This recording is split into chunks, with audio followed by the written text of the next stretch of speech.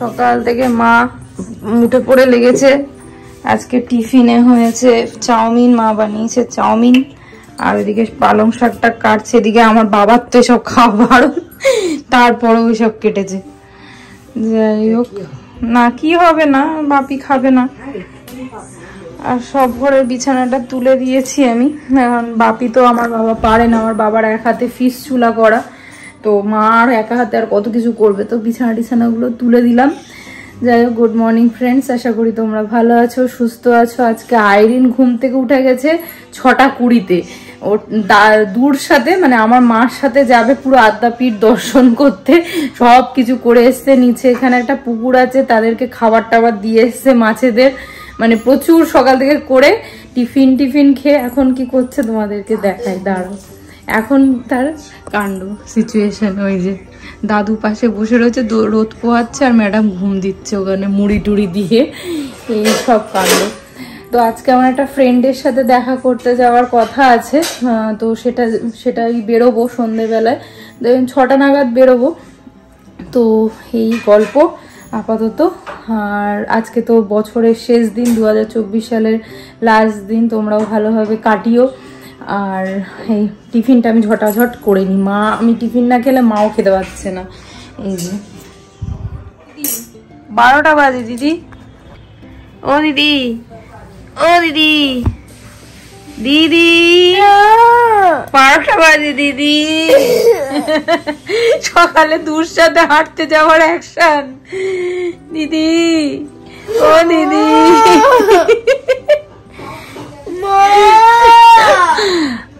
এখানে পুজো হলো দেখেছিস মন্দিরে, আর পুকুরের মাছ কটা খেলো, তোর পুকুরে মাছ খেয়েছে?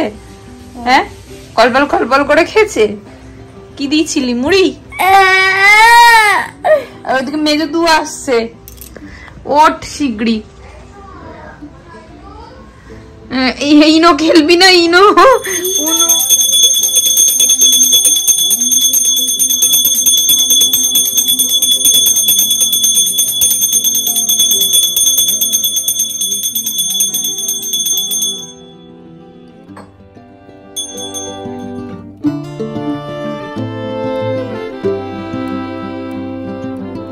ড্রেসটা তোমাদেরকে আমি দেখিয়েছিলাম, আজিওর থেকে নিয়েছিলাম, তো ওই ড্রেসটাই আমি পরেছি। কিন্তু ড্রেসটা একটু প্রবলেম, ড্রেসটার সামনের পোর্শনটা যেন বড্ড একটু বেশি কাটা রয়েছে, তো যার জন্য একটু প্রবলেম হচ্ছে। আসলে আমি মানে ট্রায়াল দিয়ে বাড়িতে কখনো দেখিনি, এখন দেখা যাক সিটি সেন্টারের ওখানে যদি কোনো ড্রেস পছন্দ হয় তাহলে ওখান থেকে একটা কিছু পারচেস করে নেব, আর না হলে এটাই পরতে হবে।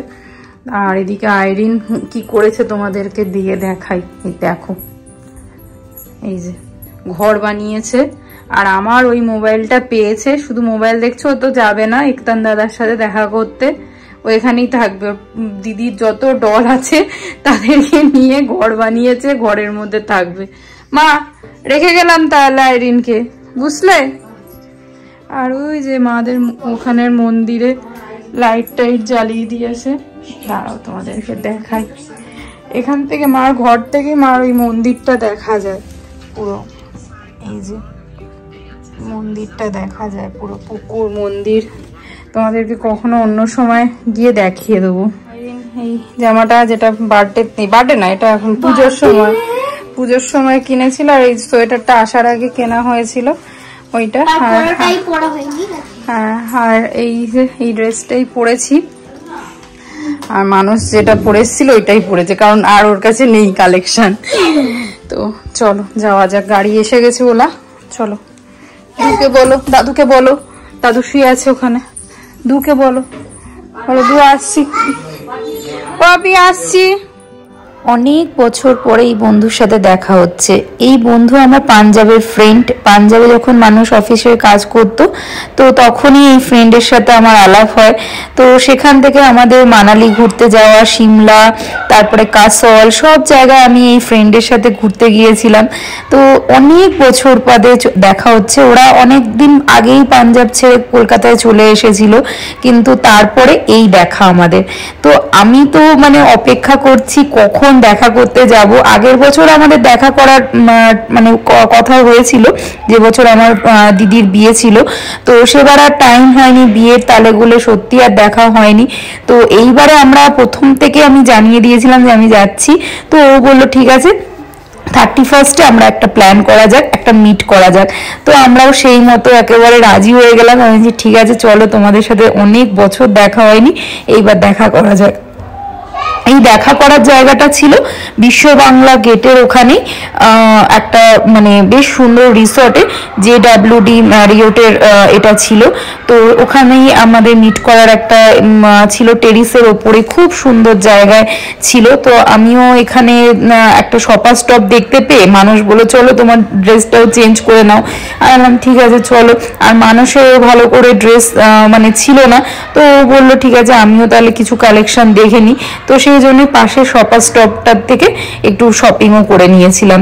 তো ওদের আসতে একটু দেরি হচ্ছিল, তো এই জন্য আমিও ভাবলাম যে ঠিক আছে চলো কিছু দেখেও নেওয়া যাক, আর মানে একটু কিছু কেনাকাটাও করা যাক। তারপরে এই যে এইখানেই হয়েছিল, একদম শপার স্টপের পাশেই JWD ম্যারিয়ট হোটেলের ওখানেই ছিল। খুব এক্সাইটেড ছিলাম আমরা এই দিনটার জন্য। কোনো এই নেই, কোনো ব্যাপার না। এই যে একটা লজ্জা পাচ্ছে।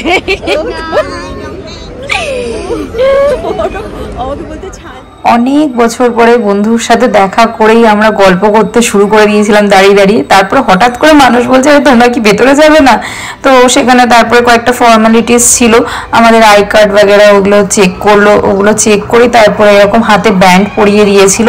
আর ভেতরের ডেকোরেশনটা ছিল অপূর্ব। এটা মেনলি মানে ওপেন এরিয়াতেই ছিল, পুরো টেরিসের ওপরে, কিন্তু এটা 4টে মানে তলা নিয়ে হয়েছিল, 4টে ফ্লোর নিয়ে। তো একটা বাচ্চাদের ফ্লোর ছিল, একটা বড়দের একটু ডিস্কো এরকম কিছু টাইপের ছিল, মানে গান বাজনা হবে, আর একটা ছিল বাচ্চাদের খেলার জায়গা টাইপের, আর একটা ছিল ওপরটাতে।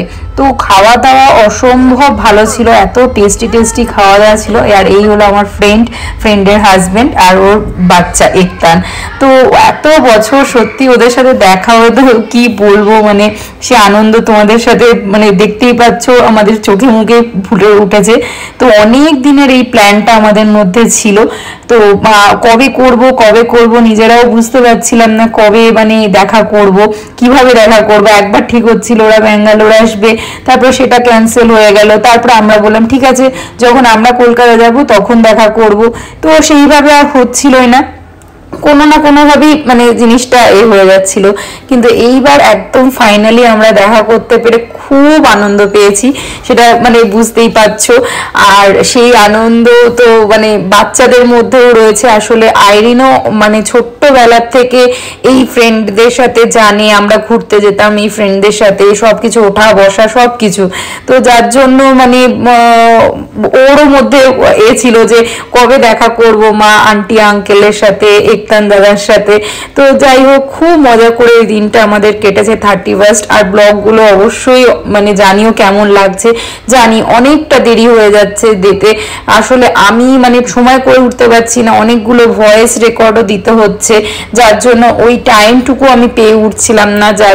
ওই জন্য আমি তোমাদের কাছে ব্লগগুলো অনেকটা দেরি হচ্ছে, কিন্তু কি করব বলো, একটু মানিয়ে নিও। আর ব্লগগুলো যদি তোমাদের কিছু ভালো লাগে একটু লাইক করো, শেয়ার করো, আর কমেন্ট করে জানিও তোমাদের কেমন লাগছে ব্লগগুলো। আর এই যে আমিও আমার ফ্রেন্ডের সাথে একটু নাচ গানা করে নিয়েছিলাম। তারপরে নাচা গানা করে আইরিনের কথা হট করে মনে হয়েছে, আইরিন ছিল প্লে এরিয়াতে, আইরিন আর একতান।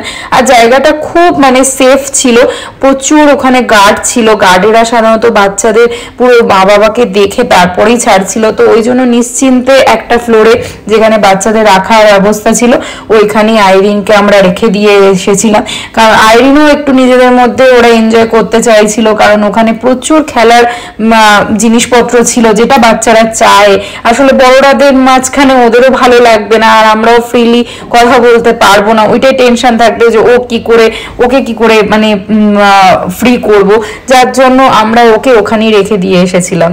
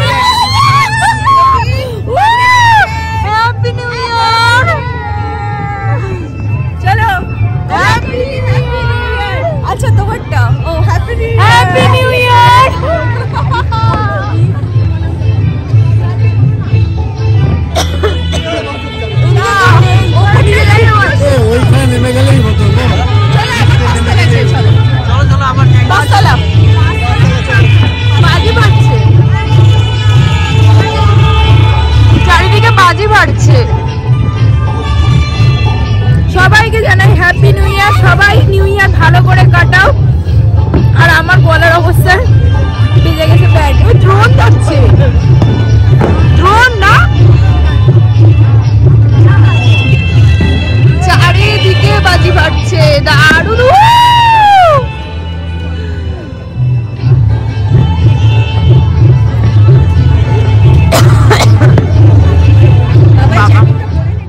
সত্যি এবছরের নিউ ইয়ারের শুরুটা সত্যি আমাদের কাছে খুব স্পেশাল ছিল, খুব আনন্দময় ছিল। আর এই জায়গাটা সিলেক্টও করেছিল সায়নদা, মানে আমার ফ্রেন্ডের হাজবেন্ড সায়নদা। ও মানে সায়নদাই দেখে ঠিক করেছিল এই জায়গাটা। সত্যি জায়গাটা খুব সুন্দর ছিল। আর মানে কি বলবো বলো, তোমাদের কাছে লাগছে ব্লগগুলো এত দেরি করে পাঠাচ্ছি, যার জন্য খুবই খারাপ লাগছে আমার নিজেরও, কিন্তু এইটুকুনি তোমাদের সাথে শেয়ার করতে পেরে আমারও খুব ভালো লাগছিল। এরপরে আইরিনের মনে হয়েছে, মা আমি তো তোমার সাথে ডান্স করলাম না। আমি বললাম ওখানে খুব কিন্তু লাউড মিউজিক হচ্ছে। ও বললো তাও মা আমাকে একটুখানি নিয়ে চলো। তো ওখানে আমি ওকে নিয়ে গিয়েছিলাম। তো আমি আর ও ওখানে খুব আনন্দ করে ডান্স করেছি। আসলে আমি আর আইরিন যখনই ঘরের মধ্যে থাকি একটু নিজেদের মধ্যে ডান্স করি, তো ওইটাই ও আর আমি ডান্স করতে খুব ভালোবাসি একে অপরের সাথে। তো সেটাই খুব আনন্দ সহকারে করেছিলাম। আর তারপরে আমরা ডিনার করে কমপ্লিট করে ওখানে থেকে চলে এসেছিলাম। আসলে অনেকটাই রাত হয়ে যাচ্ছিল। আর এই জায়গাটা ছিল আইরিনরা, এই জায়গাটায় প্লে এরিয়া ছিল, পুরো বাচ্চাদের মতো সেট আপ করে ওখানে খাওয়া দাওয়ার ব্যবস্থাও বাচ্চাদের আলাদা করেছিল। সত্যি জায়গাটা মানে যে অ্যারেঞ্জমেন্ট ছিল খুব সুন্দর ছিল। আমাদের তো স্পেশালি খুব ভালো লেগেছে। আসলে সব প্যারেন্টসরাই বাচ্চাদের এখানে ছেড়ে রেখে দিয়ে যাচ্ছিল, কারণ তারাও এনজয় করতে পারবে, বাচ্চারাও এনজয় করতে পারবে। জিনিসটার থটটা আমাদের খুব ভালো লেগেছে, যেন বাচ্চাদেরকে নিয়ে টেনশনে থাকতে হবে না যে বাচ্চাদেরকে নিয়ে কি করে কি করব। তো তাই জন্য এই জিনিসটা সত্যি খুব ভালো লেগেছিল আমাদের এখানে। লাস্টে এমন হয়েছিল আমি আর আমার ফ্রেন্ড মানে সে একতান আর আইরিনকে আমরা টেনে বের করতে পারছিলাম না, কারণ ডিনার করতে হবে, অনেকটাই রাত হয়ে যাচ্ছে। তো এখানেও ছিল ডিনারের ব্যবস্থা। তো আইরিন বললো মা আমি পাস্তা খাবো। আসলে ও পাস্তা খেতে জানোই খুব ভালোবাসে। আর এখানে খুব সুন্দর করে শেফেরা সামনেই দাঁড়িয়ে থেকে পুরো সুন্দরভাবে পাস্তা বানাচ্ছিল। তো সেগুলোই আমরা ট্রাই করেছিলাম, খুব টেস্টি ছিল খাওয়ার দাওয়ার। এরপরে খাওয়া দাওয়া করে বেশ সুন্দরভাবে এনজয় করেছি আমরা ওই দিনটা নিজেদের মধ্যে। সত্যি এই দিনটার কথা মানে মনে থাকবে সারা জীবন। যখনই 31st নাইট আসবে নিশ্চয়ই আমাদের মনের মধ্যে হবে এই দিনটা আমরা খুব মজা করে কাটিয়েছিলাম। তো এরপরে আমরাই আমাদের ফ্রেন্ডের বাড়িতেই চলে গেছিলাম। আসলে অনেকটাই রাত হয়ে গেছিল, মা বাপি শুয়ে পড়েছিল, কিন্তু আমার মা তাও ফোন করেছিল। আসলে আমাদের বাড়ি পৌঁছাতে পৌঁছাতে প্রায় 3:30 হয়ে গেছিল। তো যার জন্য ফ্রেন্ডও বললো বেকার আর কি করতে যাবে, এর থেকে এখানেই থেকে যাও আমাদের বাড়িতে। তো আমরা ওখানে ওদের বাড়িতেই চলে গেছিলাম। যাই হোক, চলো আজকের ব্লগটাই অবধি রাখছি। যদি কিছু ভালো লাগে একটা লাইক করো, কমেন্ট করে জানিও তোমাদের ব্লগগুলো কেমন লাগছে। আজকের মতো টাটা, সবাই ভালো থেকো, সুস্থ।